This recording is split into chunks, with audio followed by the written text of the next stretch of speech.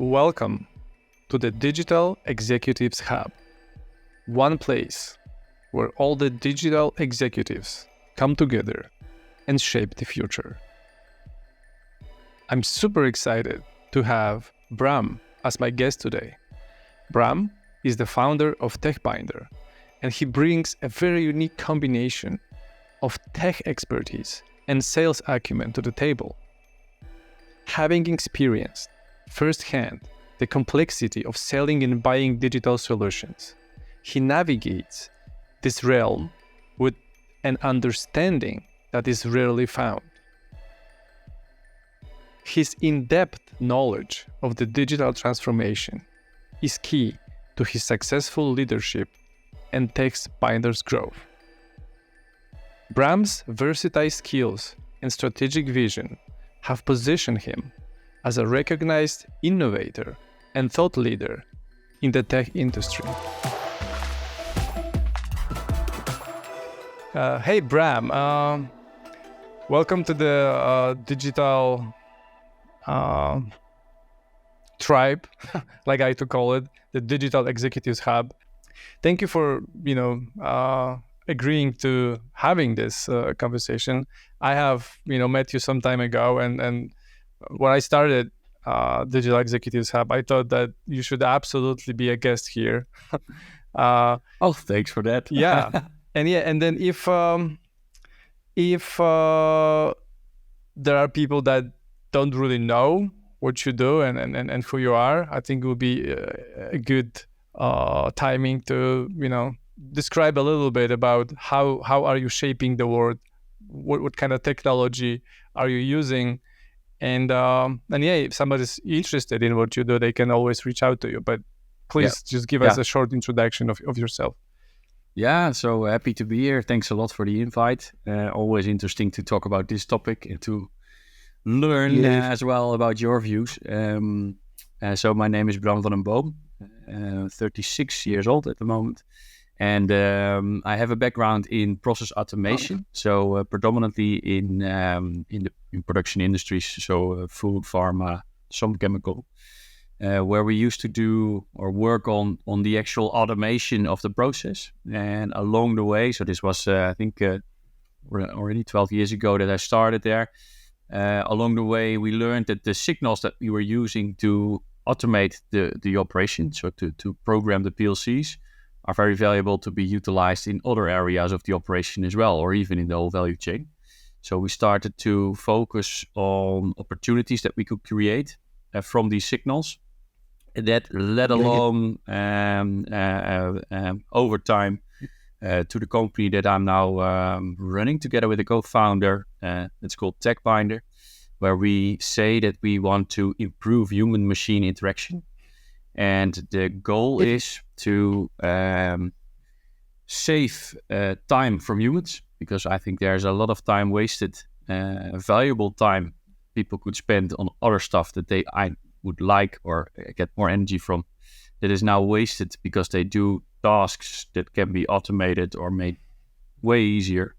And what we do is on the one side, we capture information from all sorts of assets. I have to say we have a predominant focus on maritime operations, but we do have some other projects in water purification companies, infrastructural projects. And we use the data from the assets to create new insights. What is the best way of operation? Predictive maintenance, automated reports, sharing information across the value chain. And on the other side, we notice that there's a lot of knowledge hidden in the heads of people, experienced people that are likely to leave for their pension within, let's say, 5 to 10 years. And they take a huge amount of knowledge with them.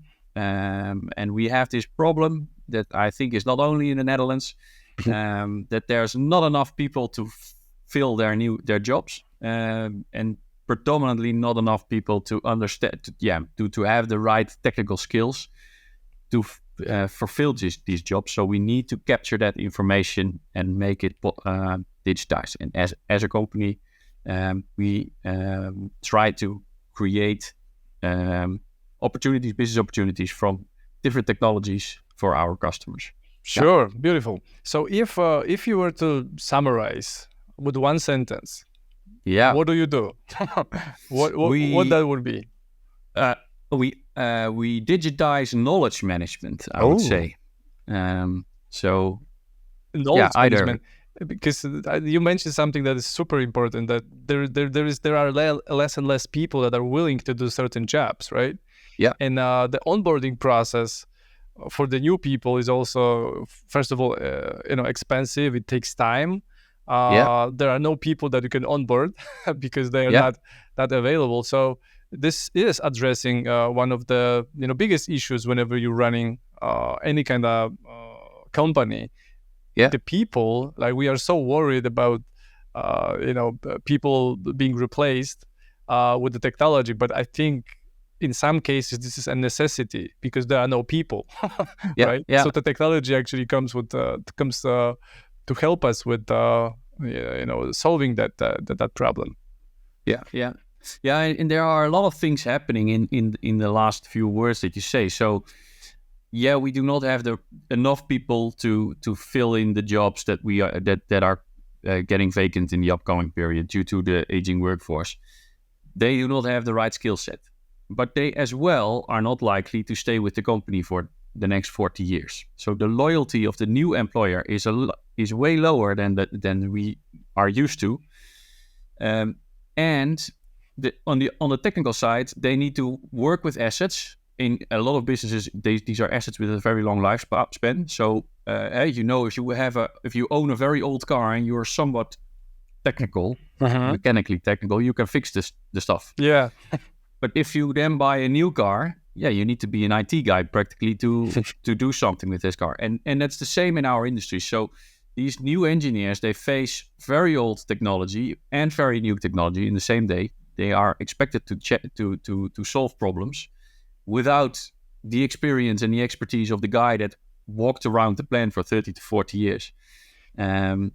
So I think it's an underestimated threat for a large part of the industry, to be honest. Yeah, like you are aware of it. I'm aware of it. And just looking at the environment and what companies think and do, are they aware of it? How difficult it is to start conversations with them about this particular topic?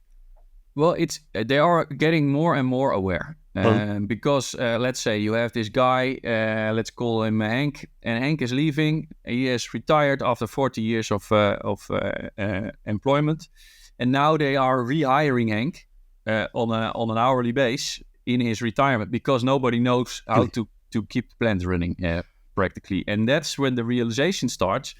Okay, but we have 10 more Hanks running around here, and they are gone in the next 5 years. How these guys will not be available for hire, for the next because they have earned their time off. Let's say they have. So there's more and more realization. The challenge is that a lot of the companies, or a lot of companies, predominantly companies with a stock position, they are ran on quite a short period. So the long-term investments that you need to do now to capture this knowledge, to structurize it, to make it available, and create a vehicle that makes sure that you are never again losing this knowledge.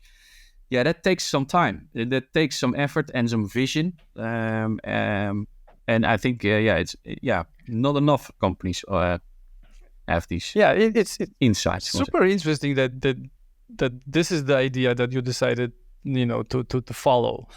Right? Yeah. And then how do you look at like business opportunities? Because on one hand, that might be risky. On the other hand, this could be the new blue ocean industry that nobody's maybe looking at right now, or not looking close enough. Like, how do you look at business opportunities, and how did you decide that would be something that you want to spend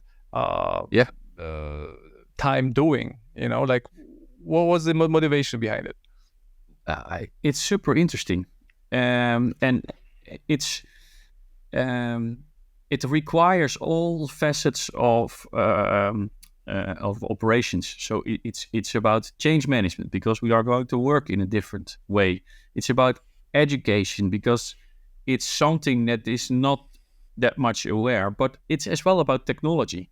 How am I going to utilize the technology that's available today to fulfill my business opportunity? So, and I often see that digitalization or going through the digital journey is a goal of itself for some companies. So they say, we need to digitize. We get all the data that's available and we are going to push it into a data lake and then magic is going to happen now.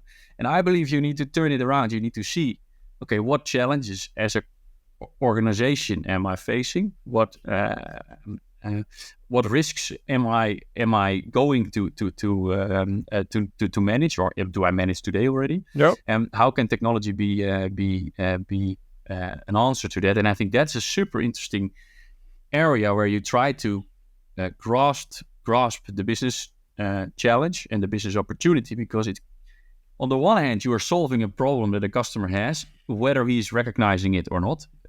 Because sometimes we are doing this for last 100 years, so why change? Okay, that's it. But you are solving something that he's doing for 100 years. It can be a lot more efficient now.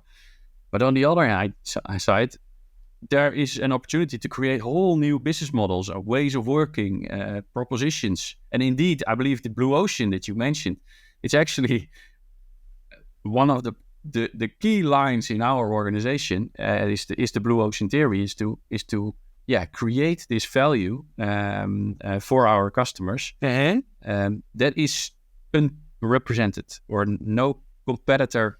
Yeah, if you do not start now, you will be light years ahead, and within a couple of months, practically. Oh. Okay, so, but I just want to dig a little deeper. So how this idea, came to life, and like if we can talk about it, if it's not a secret. Yeah, well, it's so I used to work in this in a super interesting corporate company. It's a big company, Schneider Electric. So I think it's 160,000 people, billions of turnaround. And the thing is, there were, and me included, we had so many tasks and emails and reports and meetings, and so little time to actually build on the company. And there was somewhat of a realization that a lot of people are wasting valuable time. Time is the only thing that counts. That's the thing that I believe. So the only thing that counts, the second that I lose now, I will never get back. If I lose a euro, no matter. Tomorrow I will earn it back, hopefully. But time is the only thing that counts, and we are wasting a lot of people's time by not utilizing the technology that's available today.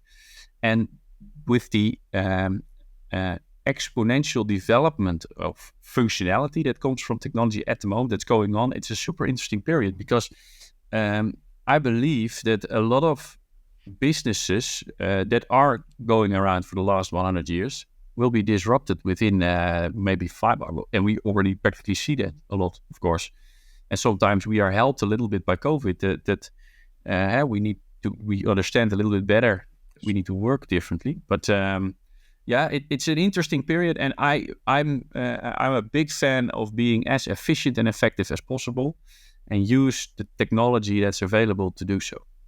Sure. Yeah. The lifespan of companies that are out there is getting shorter, because if they don't pay attention, like before you could be not paying attention for years and nothing would change because the technology was developing, but not as fast. But now anything can change within a couple of years. So more and more companies will go out of business because they don't pay attention enough, and they are becoming irrelevant. That's well, and it's about the capability to change your business model or the thing that you do that makes you money.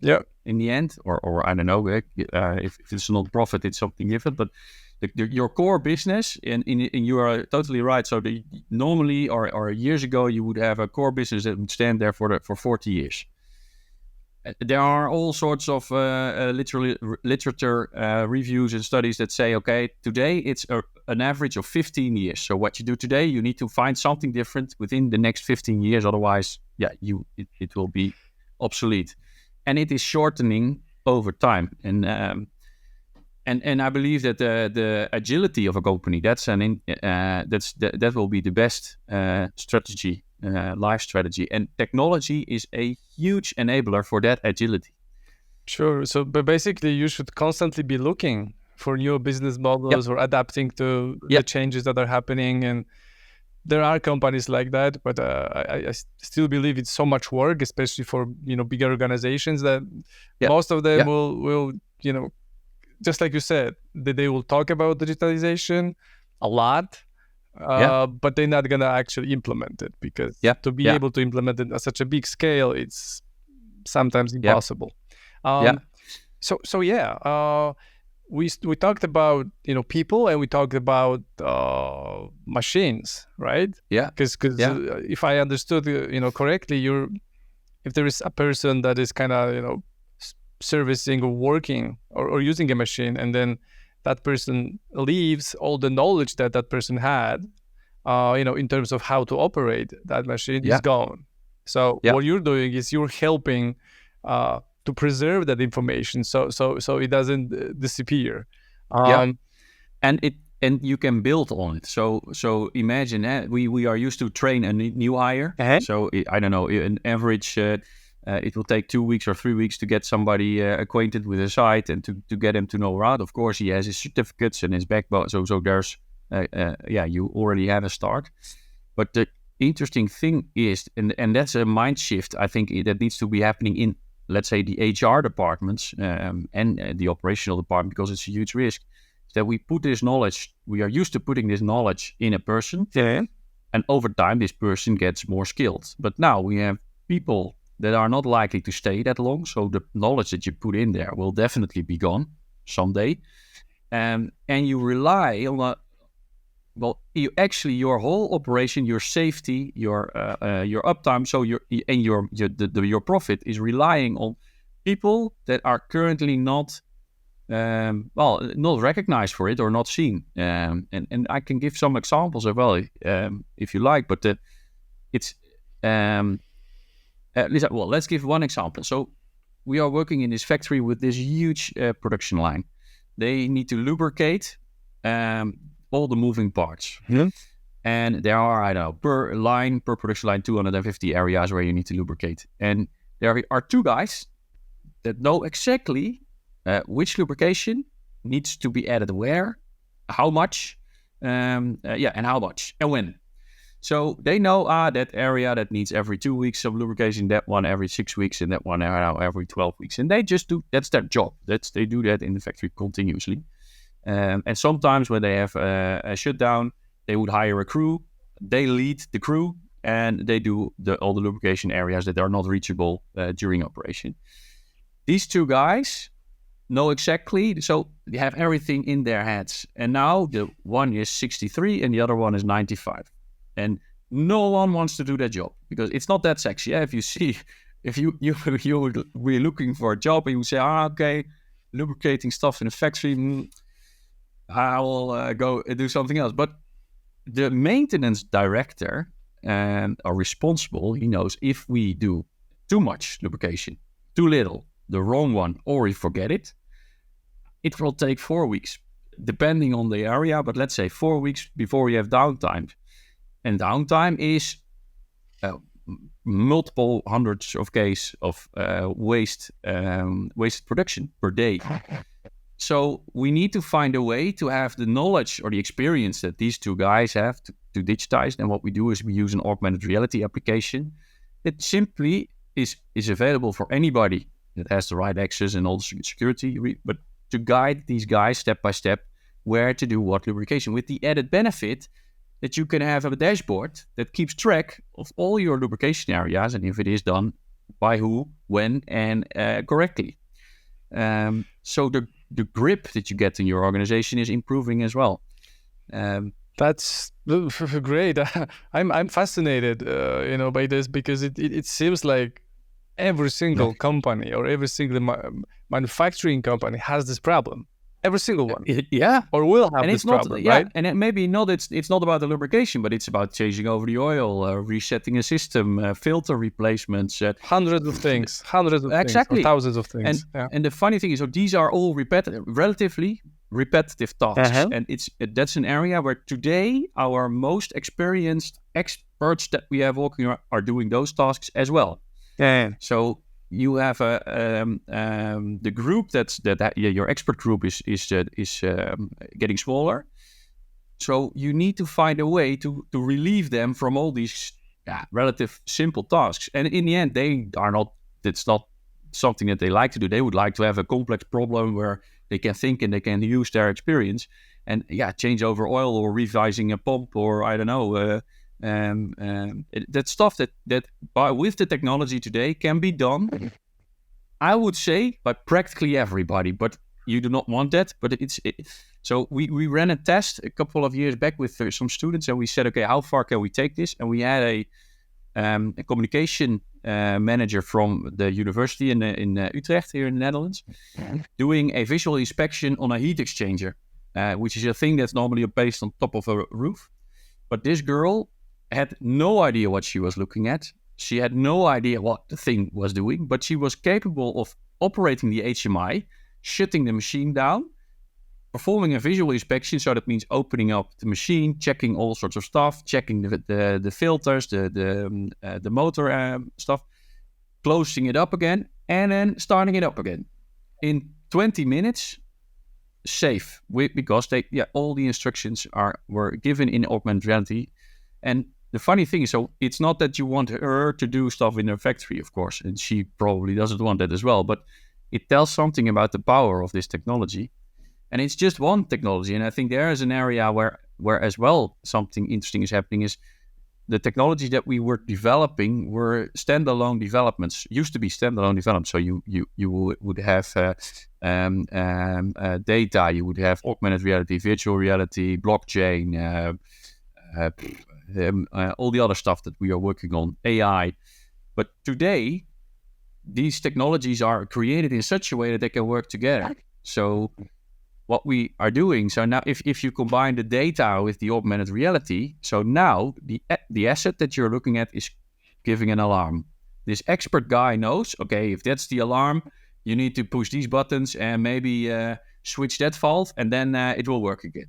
So what we are now doing is, if that machine is giving that alarm, we do not have to have this expert there, but we just say, this is the instruction that needs to go with this alarm. And then when the alarm goes off, the guy gets an instruction in the field and says, okay, and because he does it using an application, we can keep track who does what when. So is the response time correctly? Is the issue solved afterwards? All stuff that you can measure. And that's where the data and the AI or the data and the AR come together. And in the future, with AI or even ChatGPT kind of stuff, you can do that automatically. So you can keep track of what is what are your people doing to solve issues, and then the AI will suggest, I notice an issue. This is what you need to do. And that's exciting because I see that you are excited. Yes, yeah, you can talk about it for hours, but I want to talk to you about something else that is kind of related. The development of technology, right? So people are talking about AI, people talking about blockchain, quantum computing. What is the one technology that you are most excited about? If I can only choose one, then it will be AI. Okay. But why?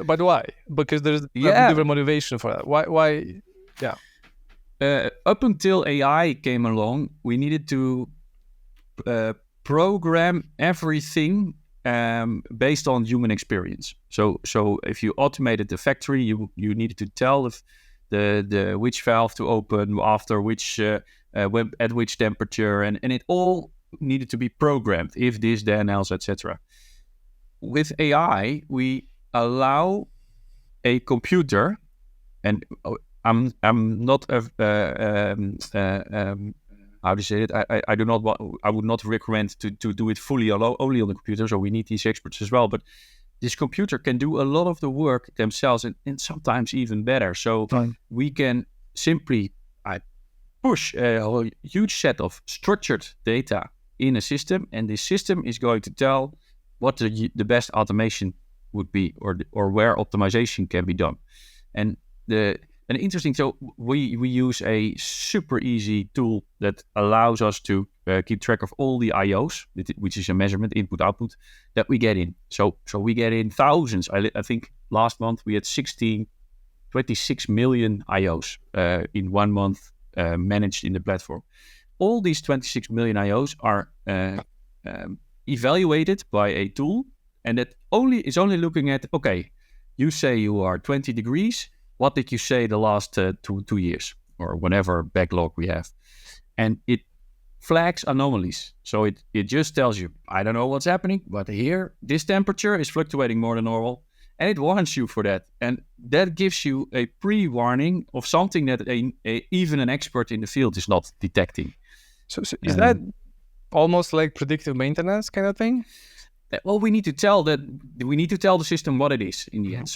But you can utilize it indeed for predictive maintenance, because often the warnings that you get from the anomalies coming from the IOs are much earlier than the actual incident that's happening. Indeed. So if you would say, hey, that's interesting, you can use it for predictive analytics.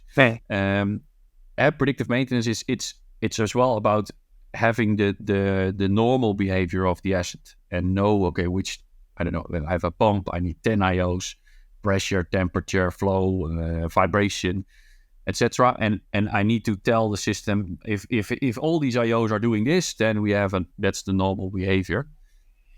But you go to predictive, if you say, okay, if these 3 are starting to deviate or show anomalies, then we know that after 2 months the pump will fill. And it's a starter towards predictive indeed. Yep.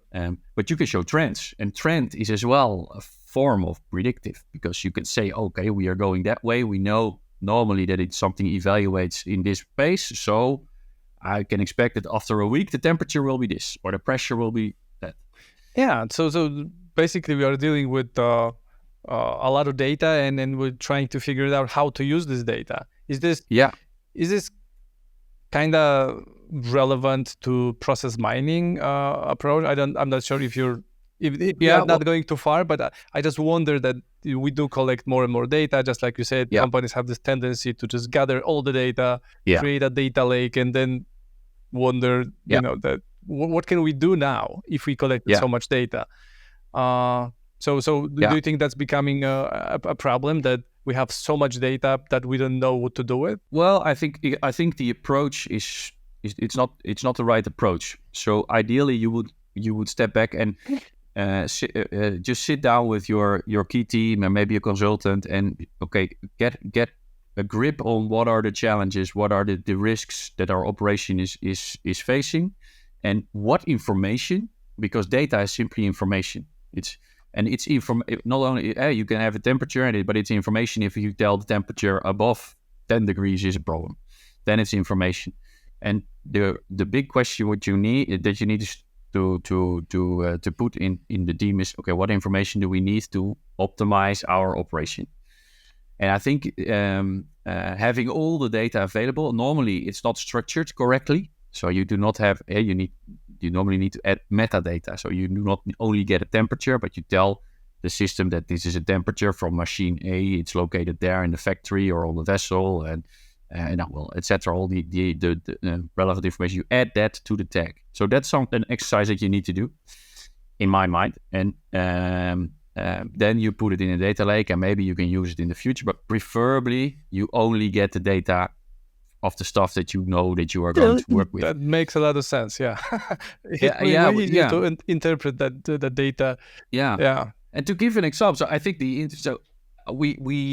worked with motor starters, drives, engine drives, and one drive produces 1,700 measurements always per second, and you need 5 or maybe even 3. And even if you have some edge computing, which is another technology that's rapidly developing, but if you do some edge, maybe you just need 1. And I think that's so you do not want to harvest everything. That's a waste of a lot of money and resources and storage capacity. That's for sure. So we have the human being on one side. We have machines, robots, technology on the other side. And then I want to ask you a futuristic question. Yeah. How do you think the future will look like in terms of collaboration or interaction between humans and machines? Well, there's a nice scenario and a not so nice scenario. But so, which one do you like? Let's go with the nice one, I think. Let's say in an ideal world, or at least in my ideal world. So machines are going to take over a lot of the responsibilities and tasks and decisions that we as a human or as teams make today. If I may ask, when you say machines, what do you mean? You mean a good computer that is just doing some the analytical work, or you mean robots? Well, in a sense, a robot can be a digital thing as well. So yes, a program that's tracking data from a PDF file and filling it automatically in your spreadsheet that you normally do by hand. That's as well a sort of a robot, of course. But I think it's both. So I think in machines, maybe it's more like a system. So there are systems that are going to evaluate incoming information and help us to make the right decisions. And I think, I will give an example later, but interesting stuff that popped up in the Netherlands, at least. It's a big discussion at the moment. But on the other hand, robots. And then I see actually physical walking stuff in a factory or anything. Yeah, so they will probably be there as well. You have this dog, Scott, is it called? I believe that does operates maintenance rounds or inspection rounds. And it just walks its round. It flags anomalies. It can pick up data from analog meters. If that's the future, okay, probably a little bit. But I think it's more the digital robot that will be a huge improver of the efficiency that we have. And I mean, with efficiency, we mean that we as humans need less time doing something. So in the ideal scenario or the nice scenario, you would have a robot delivering an efficiency, and the efficiency. So normally we are getting paid by the hour. So I work 40 hours, I get X per month, and now I have to work 20 hours because the rest is done by a robot. It would be ideal if the payment that this robot creates is still landing in my pocket. Yeah. So you're thinking that we won't be compensated hourly. We will be maybe compensated by the effectiveness of our work, maybe. I think, not in all works of all types of jobs, but I think that would be ideal, and that would mean that I would have to work half a week, spend the other half a week on my hobbies, my family, and stuff that I like, but still get the same pay.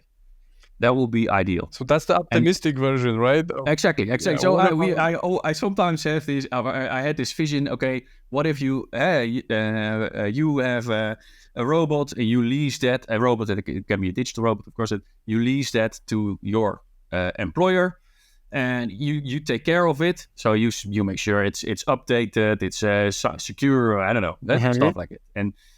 And the stuff that the robot, he makes money for you. And that's a nice thing. If everybody, it would be able to create something for everybody. That's in practice. I would expect that there will be one guy having all these robots and earning all this money, and all the rest of us, do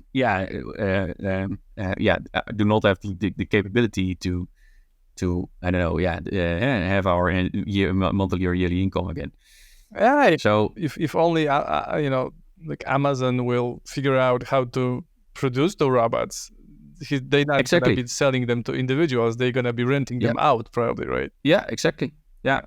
Yeah, and or Bill Gates. Bill Gates will be the laughing third, because he's the guy that you want a robot. Yeah, that's licensed by Microsoft, and Yeah. every hour that stuff works, It's something. actually But included in the Microsoft 365. yeah, yeah, exactly. Already the robot. Yeah, exactly. But I think so. Ideally, if we would go, so we have less people. That's for sure. So at least in Western countries, we see that there are less, more elderly. So the upcoming years, we will have less employees. So that will have a natural phase out. That will work. But in the end, yeah, ideally, it would be a nice thing if we could all work a day less. Stuff is automated. We are not bothered with the boring tasks, etc. A big challenge here is that a lot of the decisions will be made by systems, and we need to still understand a little bit how these systems think. Yeah. But maybe, and let's go back to the example that I had for here in the Netherlands. It's now delivering some discussion. Is that there's an AI, and I think it's a study from Norway, and it detects breast cancer better than a doctor in the Netherlands, and we are not using that technology at the moment. So I think, okay, it's foolish, but in the end, yeah, of course, it's somebody has learned for 10 years or studied for 10 years to become a doctor, and now this AI tells you that's your job practically. And yeah, okay, yeah, welcome in 2023, I would say. But these doctors need to start to work with it, and probably we need less doctors, at least for this area, to determine if a woman has breast cancer or not. But the discussion now is it unethical to not use the technology, or is it unethical to use the technology and downgrade more or less the job of doctor? I think it was once said, and it makes a lot of sense, that like you will not be, replaced by technology itself, but you might be replaced by the people that are using it. Yeah. So yeah, I believe so. Just, they will be more efficient. So that's kind of obvious that we are on this path, and I don't think we can stop this, right? This will happen, absolutely. And if you like it or not, probably. And maybe it's a good thing, maybe it's a good thing. I believe that they will be more effective, right? Yeah. More efficient. As long as we do not lose sight on how this AI determines is there breast cancer. Because I think if it becomes a black box, that will be a tipping point. There's a study done in the Netherlands as well that the search for, I think it's called automation surprise. Uh-huh. So they put experienced pilots in a simulator, and they let the plane crash, but without all the warnings that the system normally would give. And I believe that 30% of the pilots actually crashed because they didn't know that something is happening. Huh. And that is so we are, if a system doesn't say anything, we think it will be fine, and that's a very kind of scary edge where we need to see, okay, how can we control that we still understand why is a system telling us that it is X, Y, or Z, and do we believe it's ethical because the system doesn't care, it simply says, yeah, this is what it is, and how do we guard it? I think that's not my area of expertise, but it's something that we need to keep in mind. Yeah. So that was the positive, option. What about if things are not gonna go right? Yeah. Do you have a prediction for that? Well, I believe that the not so positive scenario would be that there's this one guy, or probably will be a company, that has all the knowledge and will benefit from it highly. It will and it is the knowledge, or the efficiency is not shared with, I would say, the common guy or the common girl. And I would not say I have not that much. If I do not have faith in humanity, but there are some challenges, and I think that will not be the nice scenario. But because then you would let's say you would have this one company. You would, let's say we go for the breast cancer example. you would make a picture with your phone of your breasts. You would send it to an AI, and it will tell you, hey, you're healthy or not. And by doing that, 60% of the doctors are not needed anymore because they are occupied doing that kind of job, determining is. And there's this one company benefiting from it. Preferably, did that. Yeah, you would create a way where these doctors get some share in the pudding, because in the end, the knowledge that this AI is using is put in there by themselves. Yeah. So they look at a picture and they say, okay, what was the conclusion of the doctor at that time? And by doing that times 100,000, the AI learns. Yeah, the good part is that I think there is thousands of companies developing. I mean, it's a good thing, and it's not such a good thing. It's good because there will be competition, right? Yeah. But it's not great because nobody controls whatever is being developed. I mean, Elon Musk and a couple other people, they feel like this is dangerous, but I don't think the rest of the world is stressed out about it. So there's thousands of startups, thousands of companies that are developing, AI as we speak. And it could be good. It could be terrible. So but I think the pessimistic version would be that that one company will take over, like will have the know-how and all the money to back it up, and they will just take over the industry, right? That would be the negative aspect of and I think, and then it's up to us or the persons that are influenced by it to become more flexible to respond. And the companies, let's keep it to companies, because the companies that, let's say you've 10 companies and one company finds something that leads to elimination of the other 10, and that's the business model case that we had earlier. These 9 companies need to be capable of changing and finding new ways or niche markets or other ways to keep their future at float. Call it like What about making proper decisions? And spending capital, resources, whenever deciding on like implementation that you want to take on. So the question would be, do you think that the technology will play a big part there, in terms of how to use the resources, and in terms of making decisions? Absolutely, I think we are already doing that, right? But in terms of like using resources, like, I don't know, maybe energy becomes more and more expensive. It's not that accessible. Same thing with water, same thing with clean air. I think that I wanna get your take on decision making process that is optimized for the best use of resources.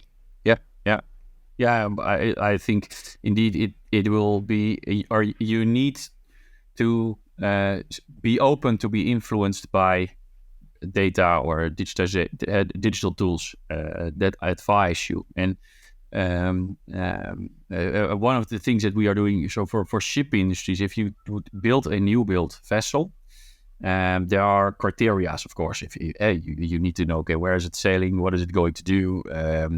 What type of maneuvers does it need to make, etc., etc. Today, a lot of the vessel designs are based on knowledge built up over time by a yard from the heads of expert people. But what if you would have the ability to have let's say you have a vessel of 10 vessels, a fleet of 10 vessels, and you're going to build 11 till 15.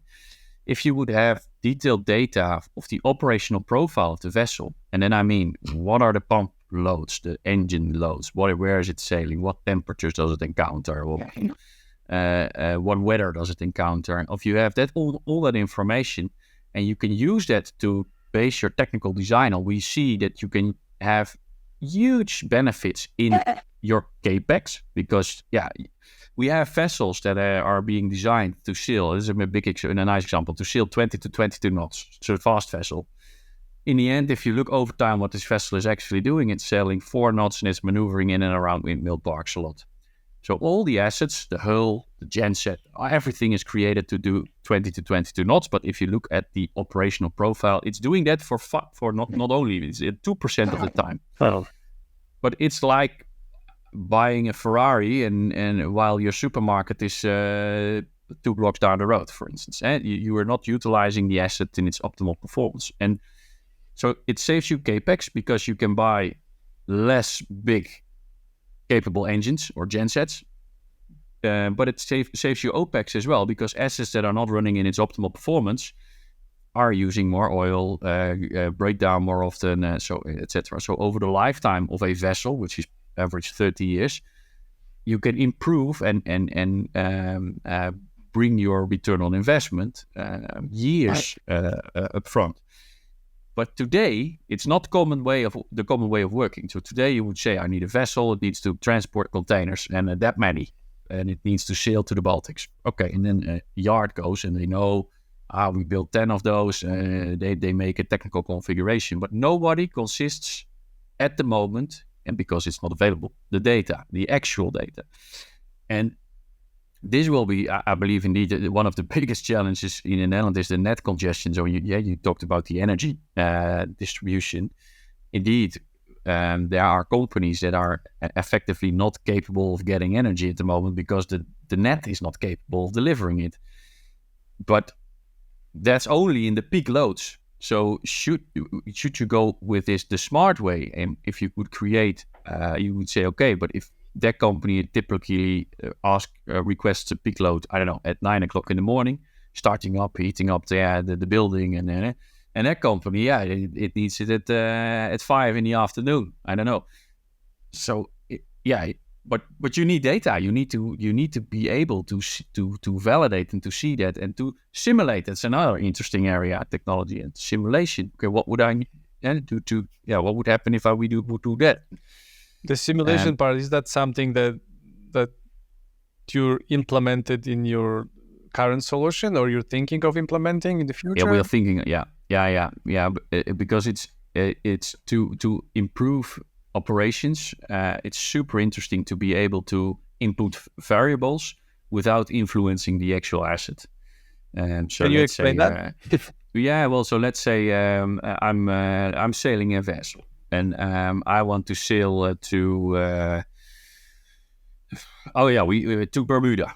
So between America and Bermuda, there's this Gulf Stream. So there's I don't know, a couple of hours per day. The current's going that way, and a couple of hours the current is that way.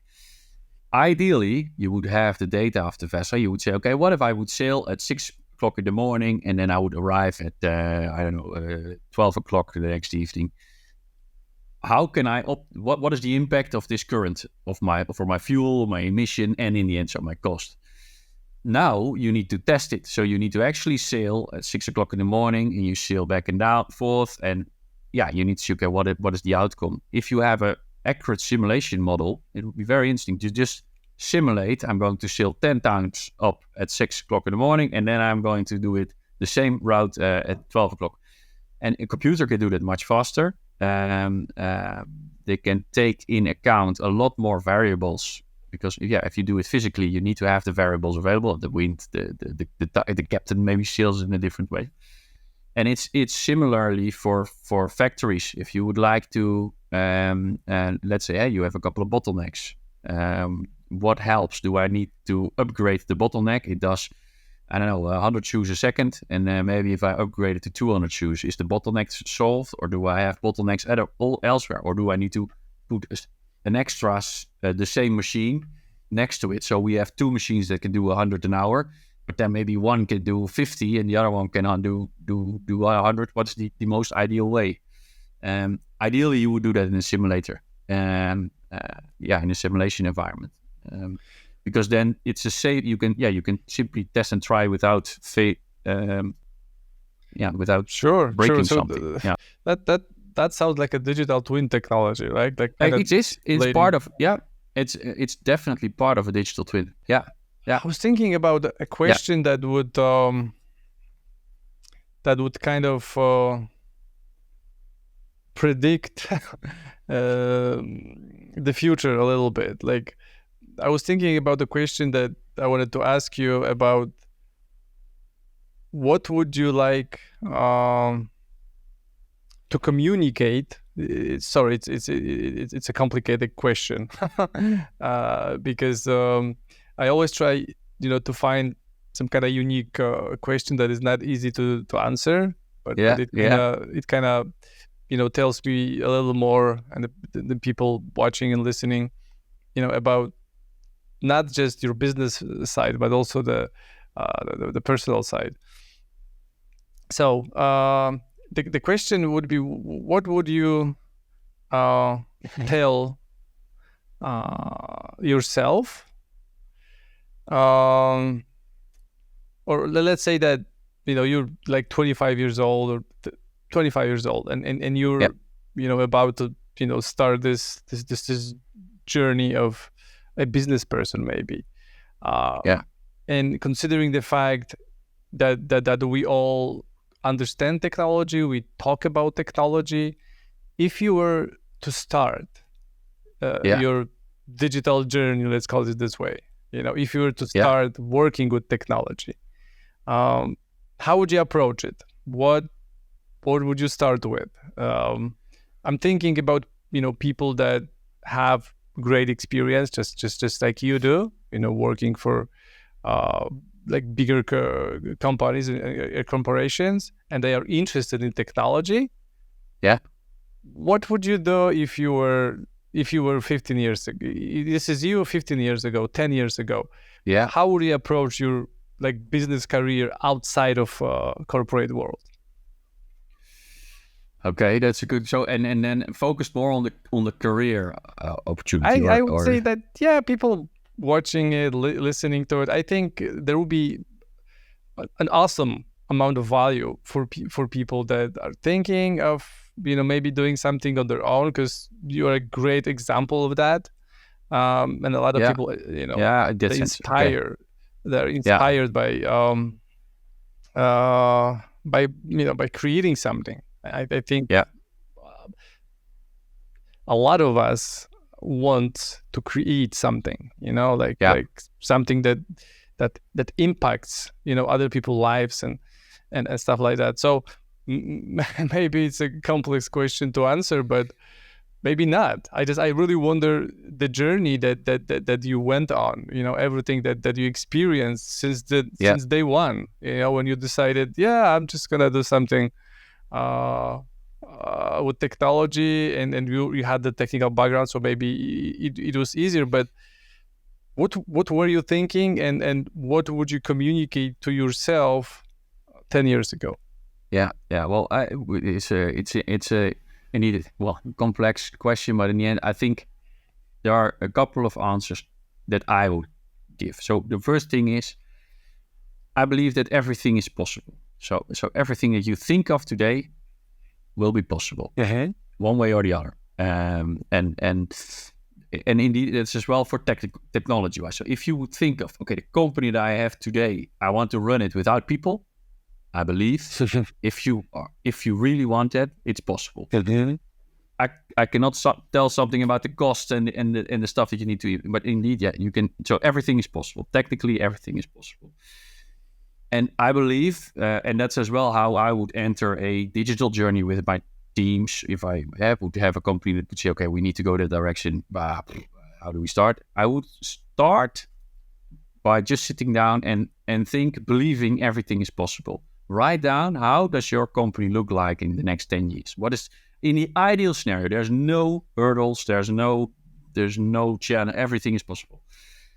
And if you have that clear, so that big air castle way of working, or that big dream, then you need to start really small, because there are, and that's as well in your career. So if you would say, I would like to be the director of a big corporate company, everybody can do that. Believe me, there are people doing jobs, man. That's if you work hard, if you work structured, if you focus, you will reach there. But the important thing is to know where you're going, and then color in the lines and maybe make a few mistakes along the way. So, of course, and mistakes are for learning. It's always interesting to look around you as well in other businesses, and that's what we see. We're focusing on shipping. Shipping is really behind in the digital mindset. So the questions that they ask, if I would sit with a director of a food factory, which is being pushed by regulations to keep track and trace on all its goods, and so they have a whole other environment to work on, but they exactly know what they want from technology. And if you go to a director of a shipping company, they will maybe know, okay, yeah, we want something with it, or we need something with it because we see that this is good, but how and what. And so so there's no regulations. Well, more and more. No, there are of course regulations, but this is a little bit of a different topic. But now, from next year, maritime companies with vessels of a certain volume need to pay for their emissions. So if you need to pay for your emissions, you need to know which trip or what are the emissions to expect. So which trip, which captain, which operation takes what produces what type of emissions, because it's practically money. That's good news for your company, I think. That's good news, yeah. For our company, that's good. Yeah, well, it's a big enabler, and thank God. But maritime was difficult to regulate, because you would have a Dutch ship owner, but their vessels would be under a Panamese flag, for instance. So, yeah, and you were sailing in and around Europe, so you need to have a global approach to shipping. And now the IMO is doing that, so that's I think a good thing. But yeah, to go a little bit back, I think it's good to think big and to believe, to dream big, but then really start small and start in areas where you can make an impact for your operation, for your environment, and then learn from others around you. And that can be, if you have a personal development, that can be the cleaner, that can be the bakery guy, that can be your boss. Anybody, you can learn from anybody. There's no such thing as hierarchy. There's a lot to learn from people doing lesser paid jobs. To be honest, I think you can learn more from them than the guys on top. And it's the same going for a digital journey. Is okay, you need to dream big. What would that future operation look like? And then start with a small thing and then build and learn along the way. Beautiful. So, two ideas. The first one is to think big, and the second one is to do small incremental steps and just get better, one step at a time, right? So big picture stuff, and then agile approach to developing your skills and company. That was a really good question, and that was a really good answer. So I'm proud. I'm proud of both of us. Me too. Yeah, and that's also a great summary of your journey, and I think whatever you've been doing or whatever you are doing, for your company right now. But is there anything that you wanted to talk about or address for today's meeting, but we didn't have a chance to talk about it? Is there anything? Well, I think we addressed a lot, and I think we are entering a super interesting period for people that like change. If you do not like change, which is unfortunate for a lot of us, but you will need to change and or at least adapt. You do not have to change it all the way, but at least adapt. And I find it very interesting because technology enabled optimization. So that's maybe an area that we didn't touch. So you will start, if you have a company that's existing, you will start with optimization. So no transformation. Everybody's talking about digital transformation. Now start to optimize. Look at the processes that you have today, the information flow, because in the end it's about information flow that you have in your core business, or that you need to do your core business as effectively, and try to optimize that information flow. If you have people taking something from system 1 to system B by hand, eliminate that, because it's due to failure. You have low sample rates because a person is not doing that every second. It's doing it once a week, once a year. So the information flow from one system to another can be automated every second if you need, but So you would have the same information available in two different systems. So two different departments or companies can enjoy live, accurate information to base their decisions on to make your life easier. So I believe that's optimization. And then you can look in areas where what can we do differently with the tools that we have today, and then you can transform. Okay, I have two more questions. The questions that have been hunting me for a very long time, and I wonder if you can, share your insights. How do you sell digital transformation? Because basically, what you're doing is you're doing this, right? You're providing a digital service that is. But the understanding of what we do might be a little complicated. Like most people, like you said, don't like change. They don't want to adapt. Change is not easy. Change is always being kind of outside of the comfort zone. Overall, it's good for you. Overall, you will benefit from it. But how do you sell digital transformation, or how do you sell your product? Because I think this is the same thing. But it's super difficult, and it's so there are. But let me. So I believe if you look at sales strategies for solutions, let's call this as a solution. There are two areas that making sales that determine the difficulty of sales. Two areas. One is the time span to make a decision. So how long does it take a customer to actually say, I'm going for this? If the longer it takes, the more difficult it gets, because during the time, the guy that needs to make the decision, his expectations change, his influence change, his job change. So there's a new guy doing you need to start all over again. That's super difficult. Or the longer it is, the more difficult it is. And the other one that's influencing the difficulty is the amount of stakeholders that you need to convince. So I always like to draw a small graph and say, okay, if you have a huge amount of people and it takes a long time, it's super difficult process. But and in the other hand, and make the comparison, if you would, you are going to buy flowers because you need flowers. You go into the flower shop. You already thought of, I need flowers because maybe I've done something wrong at home, I don't know, or something to celebrate.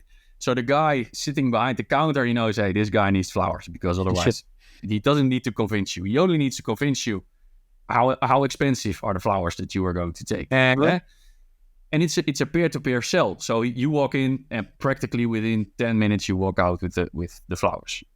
It's relatively an easy sell. If you would sell cars, it will be a little bit more difficult, because now your partner has some say in this as well. Maybe you like a super fast car, but your partner needs a nice color and a leather interior. So there are two people to invest. If you sell these kinds of solutions, there are at least 5 persons influenced in some way, or need to be convinced in some way. And the decision period, depending on the digital mindset, so in shipping, the digital mindset is a little less further than a food factory or a pharma factory, but it can take 3 years. We actually have one customer at the moment that we were going to for 3 years long. They have different meetings with 25 people in the room, telling what we were doing, telling our vision, showing what we can. And every time they were enthused. And now all of a sudden we got the phone call. Okay, we know what you're talking about. We now need you. So now we deliver. And it took us 3 years. And I think it's super difficult, and it's a special breed of salesperson that can do that, because you can work 3 years on a job and then they say, "No, I'm going for the competitor." I just realized how difficult that is, and yet I would say there's another element. The sales cycle, the longer, the more trouble you're gonna have. The amount of stakeholders. Ridiculous. Just imagine that you're going to buy flowers and you have to, talk to 25 people to agree that you're getting flowers. I mean, and we're talking about IT solutions that need to be integrated with some other solution is already available, and the IT department. So this is insane. I just realized this is insane. Yeah, and the thing is as well, and because that makes it difficult, you talk to different people with different responsibilities. So you would have the operational manager that wants to have a better operation. But then you would have the legal guy that doesn't want any trouble. Yeah. So you need to sell better operation, and you need to sell no trouble in the legal area. Then you have the IT guy who thinks, man, not another tool in my another tool in my IT landscape. No way. How is cybersecurity? That's the and so you would have three different needs, and over time they would variate. So maybe you are now dealing with need number one, and they just need to. But then all of a sudden in 5 months you need to deal with need number two, and it's a total different need. It requires a different story. It requires a different approach, and it's like a chess game to the max. But it's I personally I really like this game. I can tell that you like it, and you're excited about. And it's about helping, because and that's it only works when you truly believe that you're helping the people. So we are truly believing that any maritime company needs our stuff, because they will work more efficiently, they will earn more money, they will have less pollution, and there will be huge efficiencies down the road. I'm fully convinced about it, and I'm there to help them, so they can look at me if it's not the case in a year. But and that helps. If you do not believe in your product, of course, it's I it's strongly a lost believe cause. that you believe in your product, and you're presenting it in a way that I would buy from you, because you're obviously convinced that you're doing great things. But I want to add this third element, and the sales cycle is one part. The amount of stakeholders is the second part. Third one is it understandable? If the people that are responsible for purchasing, are they understanding what they're buying? Because let's talk about the plane. It's expensive, it's huge. The sales cycle might take a lot of time. But we all know what the plane is for, right? We can calculate the ROI of that plane. Right, they take that many trips, and this is what we're gonna make on it. But if you're talking about technology, you don't know the ROI. Maybe you do. It's all custom work. So even I understood that, and I read this book actually that says that selling is hard, but buying is harder. Because just imagine that you're talking to people that they probably need your solution, right? But they're not great with technology. How they gonna make a rational decision if they don't know technology? You're fully right. They have 3 solutions. They're looking at them and they're like, I don't know. So they just go for one that they think that that is And I believe in the digital transformation area, it's the digital awareness. So do the potential buyers indeed understand, if I'm going to do this is what the gain would be, and maybe not in I'm going to save 20% of my resources, or being 50% more effective, but do they understand this will bring me something indeed? If that's not there, I would say come back in a year, because if I would give an advice to another sales guy, which is if my competitors are looking, it's not there, but it would be go for the no. If you sense this is no way being understood, and they are not ready yet to understand what I'm actually, leave it. Don't take too much time. Be friendly, always be friendly. Sure. But leave them, give them time, and have a little bit of faith that in the end they will come back to you, because indeed you were the guy that they were informing them. Right. Okay. I have to ask right. another question. I wanted to wrap it up, but the discussion is kind of getting more interesting. So let's say that the person that you described, the person that maybe doesn't understand whatever needs to be purchased, but they still have to purchase it.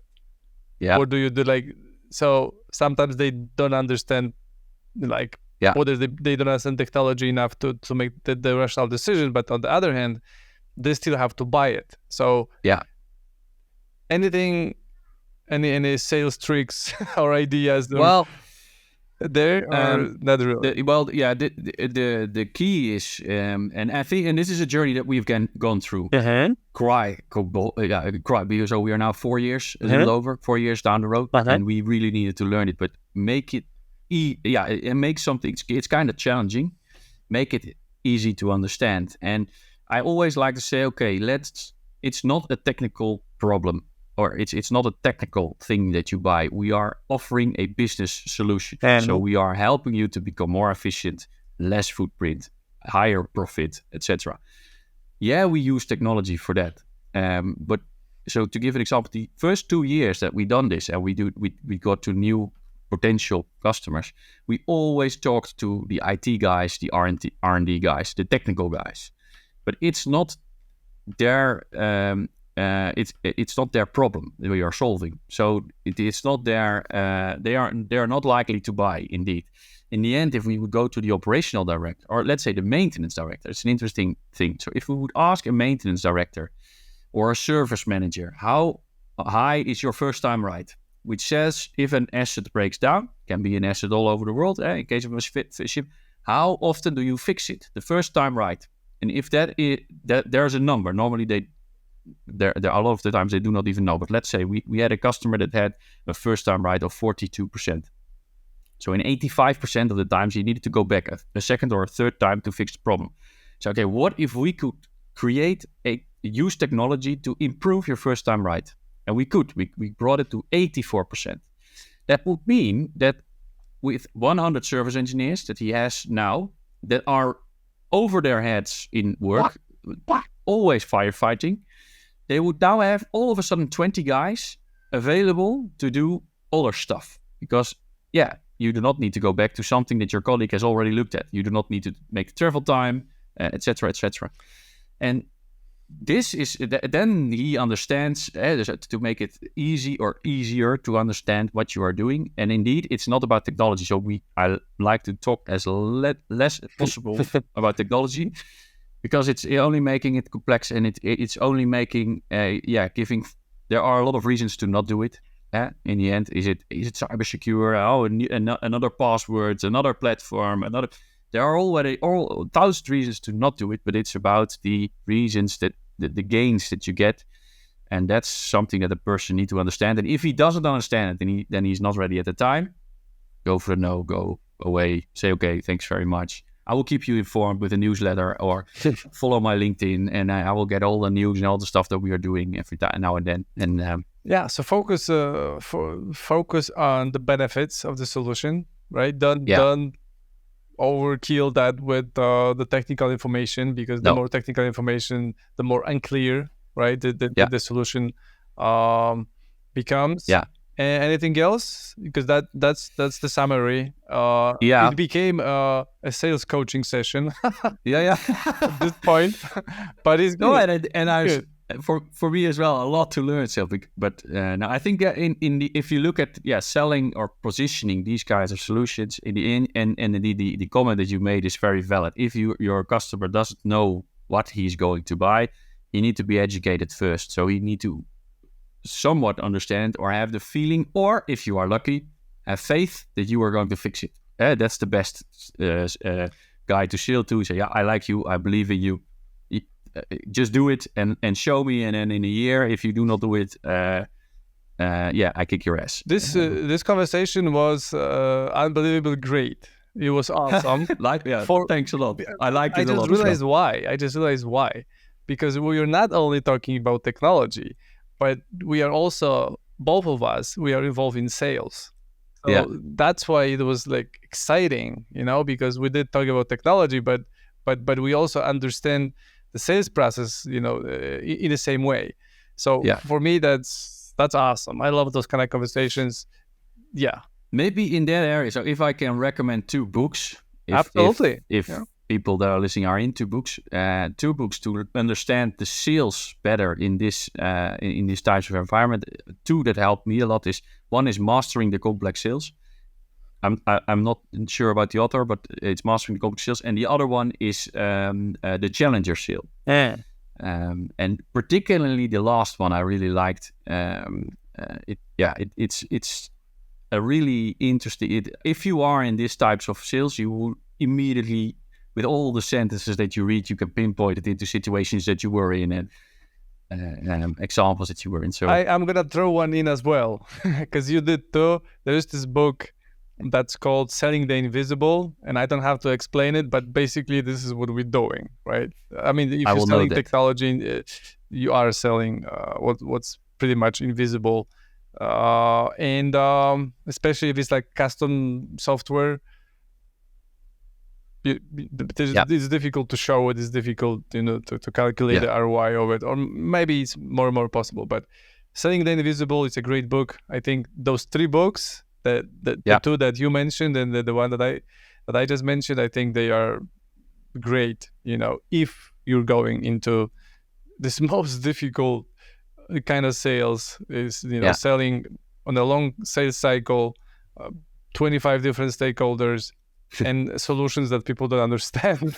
I believe so. If it's 25, you're in politics. So if it's a long sales cycle and it's up more than 10, it's politics. So you need to be out. You need to be. It happens, especially in bigger organizations, that everybody, all the decision makers, they have to be aligned, and it's impossible to get them aligned. So thank you very much. It was great. It was great. I wish we could have done one in person, as I believe this would be even better. I do visit the Netherlands quite a while, so maybe next time I will see you. We could do it face to face. You're more than welcome, Paul. Thanks a lot. Thank you, and for everybody that listens or watches what we're talking about, please comment and agree or disagree. Because there could be people agreeing, disagreeing. There could be technical people, having an opinion about what we were talking about. Yeah, please comment and let us know if you agree or if you have a better way of selling technology. Yeah, that would be an interesting one. So or one of your books that helps. Yeah, I'll recommend the book. Absolutely. Yeah, that would be great. So Bram, thank you very much, and I hope to see you face to face and record another episode. So thank you very much. Thanks, Paul. Thanks. Bye. Ciao.